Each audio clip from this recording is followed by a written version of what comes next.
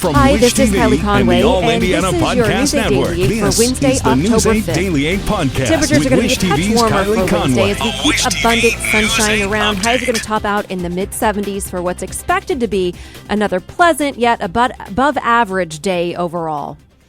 And this morning, we are following breaking news out of Purdue University. Police say a student is dead and homicide investigation is underway at a residence hall there, McCutcheon Hall. The school says the victim's roommate there is in custody. The Tippecanoe County Coroner's Office identified the victim as 20-year-old Varun Cheda of Indianapolis. Officials say the roommate is actually who made the 911 call just before 1 this morning from McCutcheon Hall. Officials say there is no threat to the community, no word yet on a possible motive. There is a statement out this morning from Mitch Daniels, the Purdue's president, saying, even more so as a parent myself, I assure you that the safety and security of our students is the single highest priority on our campus. Purdue is an extraordinarily safe place on any given day, and compared with cities of Purdue's population, about 60,000 in all, we experience a tiny fraction of violent and property crime that occurs elsewhere.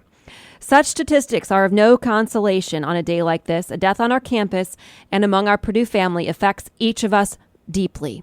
You can follow along for up-to-the-minute updates on our website, wishtv.com, and we will have you on-air updates on all of our day parts on Wish TV. And Indianapolis police now say the victim of an overnight shooting is dead. It happened on 38th Street just west of Keystone at about 3 this morning.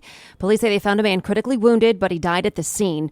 Investigators haven't released any other information about the victim, what happened, or if they know who did it. IMPD now says a shooting in the same area about 10 hours earlier is fatal. That shooting happened just after 6 yesterday afternoon on Tacoma Avenue. Officers say they found a man shot and critically wounded inside a car. Medical staff say he died at the hospital this morning. So far, police have not made any arrests. To Huntington County, where 2 former student athletes have filed a lawsuit against Huntington University. They claim the school failed to protect them from a predator coach. The lawsuit says the pair were victims of Nassar-esque abuse, referring to the crimes of Larry Nassar, who is now spending his life in prison for crimes against athletes. Nicholas Johnson coached Huntington's cross-country and track teams. The lawsuit accuses him of sex crimes and giving athletes forced injections and pills and tricking them into thinking it was part of a study endorsed by Nike and approved by the school's athletic director. Johnson was fired from his job in 2020 after being accused of child seduction, kidnapping, and identity deception. The victim's attorney also represented survivors of Nassar's abuses. He says the victim's decision to come forward is an important step to preventing future cases. The lawsuit also names Nicholas Johnson's wife and current coach Lauren Johnson and assistant coach Curtis Hines and the school's board of trustees. The suit claims each person knew of the abuse or should have known. Nicholas Johnson and his attorney declined to comment on the new allegations. Huntington University and Nike have not yet responded to News 8's request for comment. Today, new restrictions go into effect at Riley Hospital to keep RSV at bay. Doctors are anticipating a surge in infections as more people return to normal activities. RSV is a common respiratory virus that is often like a cold for adults and kids, but can be serious for babies. The medical director of infection prevention at Riley Children's Health says RSV is dangerous when it causes shallow breathing in babies. That leads to ineffective feeding and then dehydration. Doctors say to wash hands often and avoid touching your face to help prevent your child from getting sick. The new rules at Riley start at 9 tonight. No one under 18 years old can visit. That includes brothers and sisters of patients. The changes also limit the number of designated visitors by unit. Patients can only have 2 visitors at a time. The hospital says the changes are aimed at protecting patients who are vulnerable to infections. President Joe Biden and First Lady Jill Biden are going to Florida to survey damage from Hurricane Ian. They're scheduled to land in Fort Myers, an area devastated by the storm. The White House says Biden plans to put politics to the side and fully focus on helping people in need. He's set to meet with small business owners, locals, and thank rescue workers.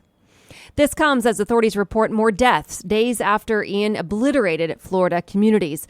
At least 109 people died from the storm in the U.S. 105 of those are in Florida, 55 in Lee County alone. Authorities say crews have made more than 2,300 rescues, and some people are still trapped in homes and boats. Officials say they're also working to restore power to the state. At last update, around 300,000 homes and businesses were still in the dark.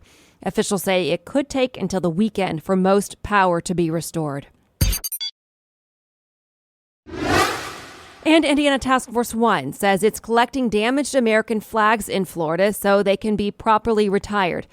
The team shared some photos on their work on social media last night. The task force also says it's raised a new flag at the American Legion in Fort Myers Beach.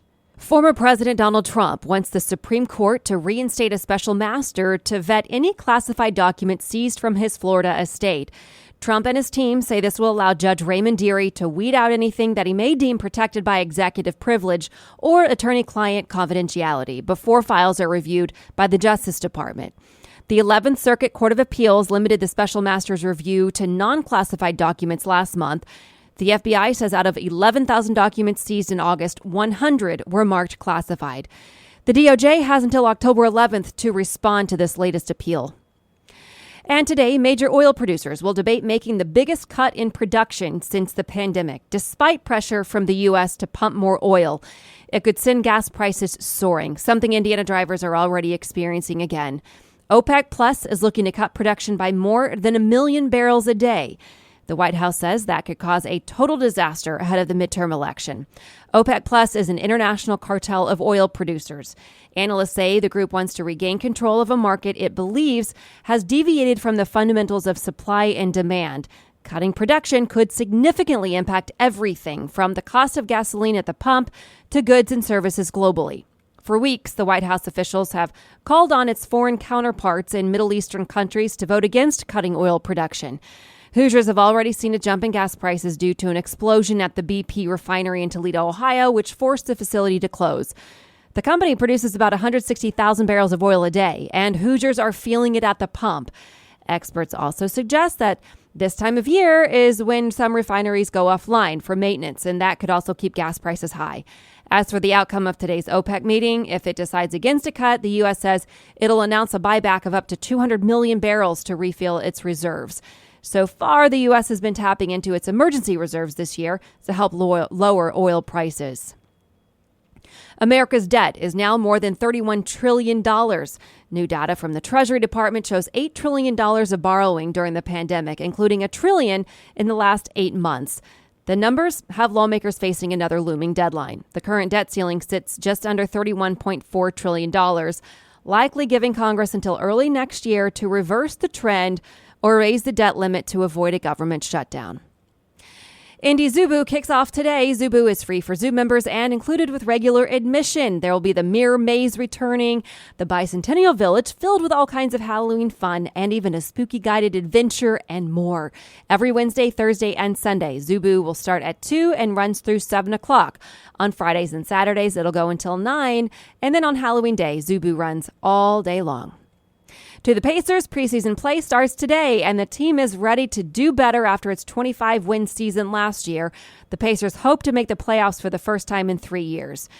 Despite many people calling this a rebuilding year for the Blue and Gold, head coach Rick Carlisle says the team has the right mindset. The Pacers tip off their preseason games at 7 tonight on the road against the Charlotte Hornets. Purdue basketball star Jaden Ivey made a big NBA debut. Ivey led the Detroit Pistons in scoring last night with 16 points. He also finished with 4 rebounds, 2 assists, and 0 turnovers. The Pistons didn't get a win, though. Detroit fell to the New York Knicks 117-96. And finally, the Indianapolis Indians are set to welcome a one-of-a-kind baseball team to Victory Field next year. The Savannah Bananas announced the 2023 Banana Ball World Tour will bring the team to the Circle City on Friday, June 30th. The Bananas gained popularity on TikTok and play their own version of baseball called Banana Ball. It's focused on entertainment and a fast-paced experience. They've sold out every game since 2016. This has been your News 8 Daily 8 for Wish TV. I'm Kylie Conway. Online at wishtv.com and follow us on Facebook when you search Wish TV. This is the News 8 Daily 8 podcast with Wish TV's Kylie Conway. A Wish TV News 8 update on demand for even more on demand and on the go. Connect with Wish TV on Facebook at wishtv.com and on the free Wish TV mobile app. Thank you for listening, and be sure to like, subscribe, and follow this podcast for updates every weekday morning on the All Indiana Podcast Network and wherever you get your podcast.